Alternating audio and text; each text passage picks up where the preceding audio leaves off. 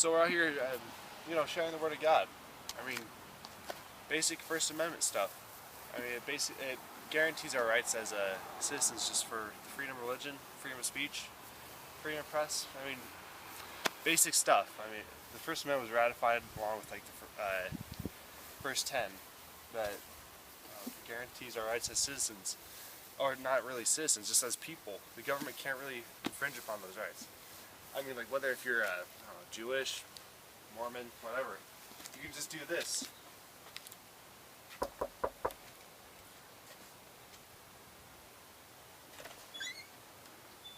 Hi there.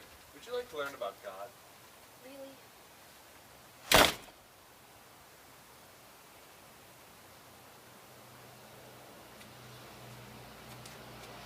Shoot. Well, freedom of speech for you.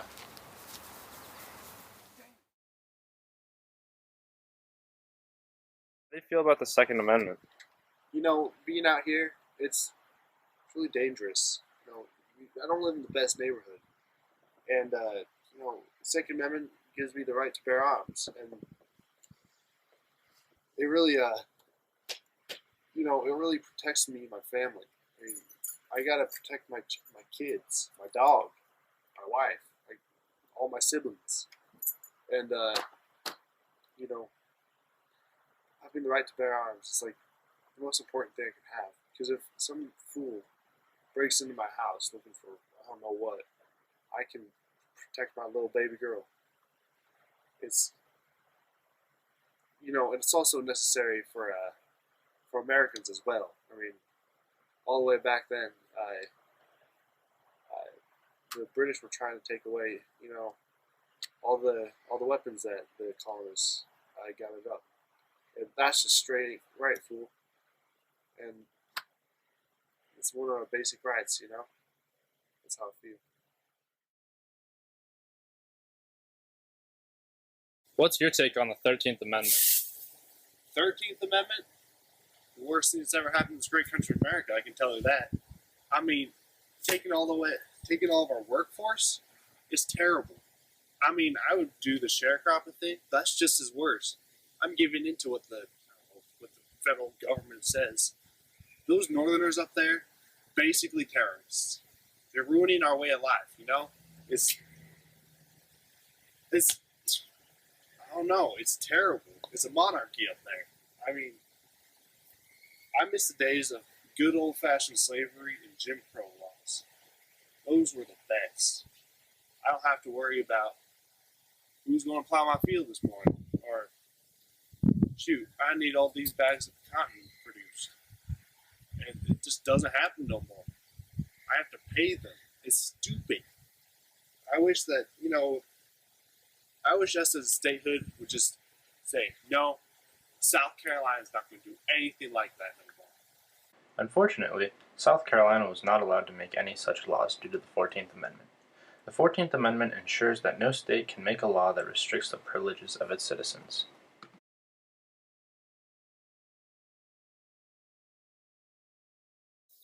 How do you feel about the 15th Amendment? Shoot, Negroes voting? I never heard anything like it. I mean, they might as well let women vote. I mean, I've run that kind since I could, crack the whip, really. All they're good for is, let's see, plow the field, making babies, picking cotton. I mean, they're not even good at that. They have no worth whatsoever. I mean, they gave them their freedom, and now they want their voting rights? I mean, they're taking away our privilege. It's ridiculous, really. I mean, black men, let me tell you something. I've worked with black men my entire life. I've never met one educated Negro around me. I mean, I'm not smart, but I know what to do. They dumb as a rock. I'm taking away our rights. What's next? Black man becoming president? I don't want to live in a country where that happens. That's it, really.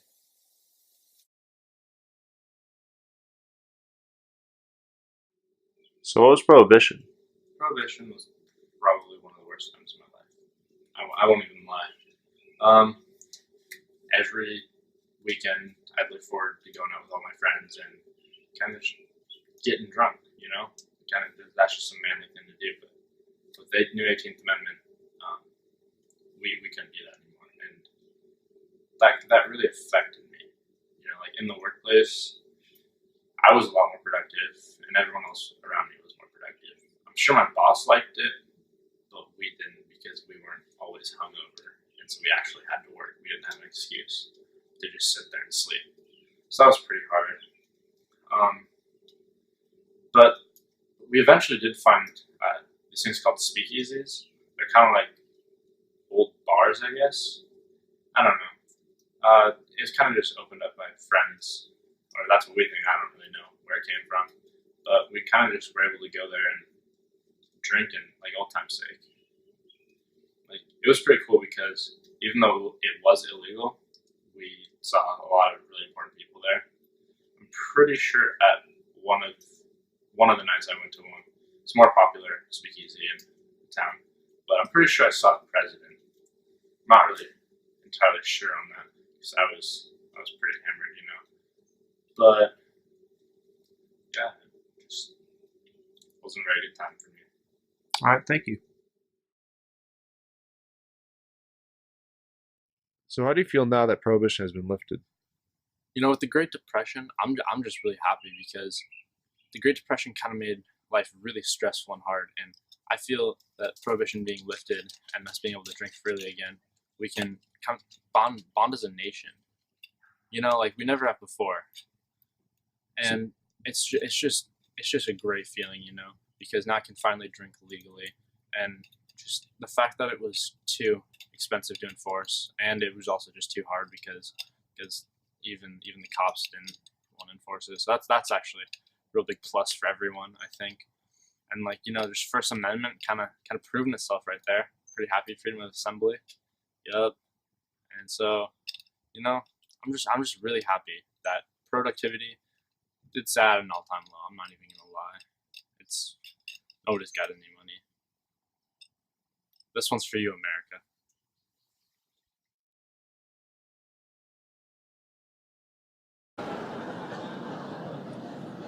And Bernie Sanders might run.